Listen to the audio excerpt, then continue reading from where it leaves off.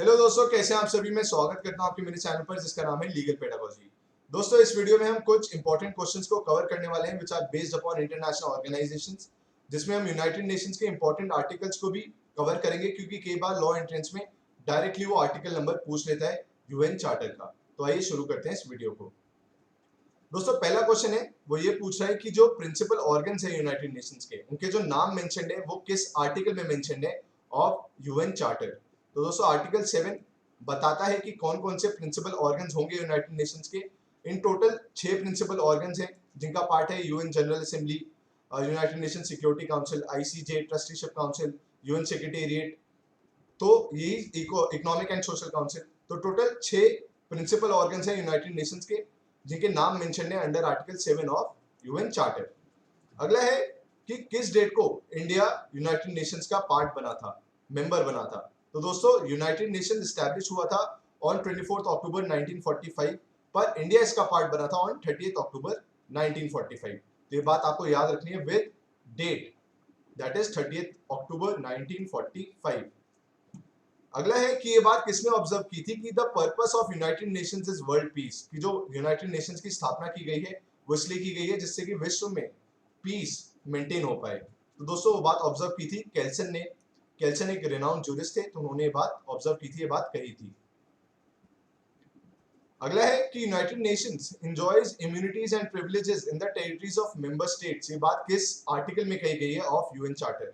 दोस्तों, United Nations के पास कुछ इम्यूनिटीज होती हैं, कुछ प्रिविलेजेस होती हैं जो उसको दिए जाते हैं जो उसके मेंबर स्टेट्स होते हैं उनकी टेरिटरीज में। तो ये बात कही गई है under article 105 of UN charter. तो ये बात आपको याद रखनी है।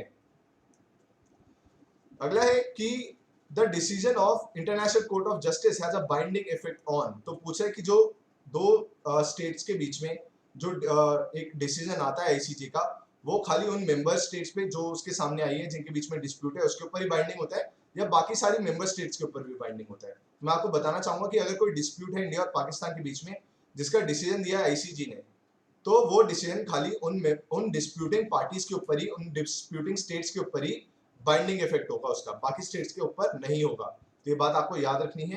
तो आंसर है parties alone in that particular case, जिनके बीच में वो विवाद है। अगला है the Universal Declaration of human Rights of the year 1948 was adopted by. तो UN declaration of human rights for the year 1948 was adopted by General Assembly. ये बात आपको याद रखनी है। अगला है which among the following is not the organ, principal organ of United Nations. तो दोस्तों, वर्ल्ड हेल्थ ऑर्गेनाइजेशन जो कि काफी अभी न्यूज में बना हुआ है ड्यू टू कोरोना, वो प्रिंसिपल ऑर्गन नहीं है यूएन का। ये बात आपको याद रखनी है। अगला क्वेश्चन है कि यूरोपियन यूनियन में टोटल नंबर ऑफ मेंबर्स कितने हैं। तो दोस्तों, पहले 28 थे, पर जैसे ब्रिटेन ने एग्जिट लिया यूरोपियन यूनियन से, तो करेंटली जो टोटल नंबर ऑफ मेंबर्स हैं यूरोपियन यूनियन में वो है 27। अगला है कि जो पहला सेशन था यूनाइटेड नेशन जनरल असेंबली का, वो कब कंडक्ट हुआ था। तो दोस्तों, जो पहला सेशन था यूनाइटेड नेशन जनरल असेंबली का, वो कंडक्ट हुआ था ऑन 10 जनवरी 1946। ये बात आपको याद रखनी है। ये यूएन का एस्टैब्लिशमेंट ईयर नहीं पूछा है, ये बात पूछा है कि जो पहला सेशन है जनरल असेंबली का ऑफ यूनाइटेड नेशंस वो कब कंडक्ट हुआ था। तो हुआ था ऑन 10 जनवरी 1946। अगला है कि the total number of committees in the United Nation General Assembly are. दोस्तों, टोटल 6 कमिटीज हैं यूएन जनरल असेंबली में। जो 6th कमिटी है वो लीगल कमिटी है, ये बात आपको याद रखनी है। तो टोटल नंबर ऑफ कमिटीज आपसे अगर वो पूछे यूनाइटेड नेशन जनरल असेंबली की, तो वो है टोटल नंबर 6। अगला है कि जो बजट होता है यूनाइटेड नेशंस का, उसको अप्रूव कौन करता है। तो दोस्तों, जो बजट होता है यूनाइटेड नेशंस का, उसको अप्रूव किया जाता है बाय जनरल असेंबली। ये बात आपको अपने दिमाग में रखनी है, ये बात आपको बिल्कुल मेमोरी में स्टोर कर लेनी है। अगला है कि which is not the peaceful means of settling the disputes under international law.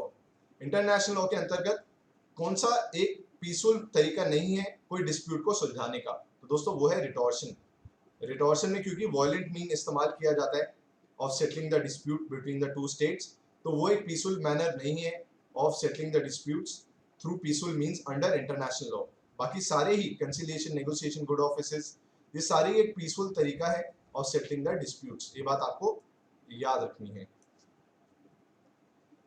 अगला है under which article of the UN charter the security council has the power to use a force against a state. दोस्तों, जो security council है उसको ये power दी गई है कि इंटरनेशनल पीस और सिक्योरिटी को मेंटेन करने के लिए वो फोर्स का भी इस्तेमाल कर सकती है अगेंस्ट अ पर्टिकुलर स्टेट।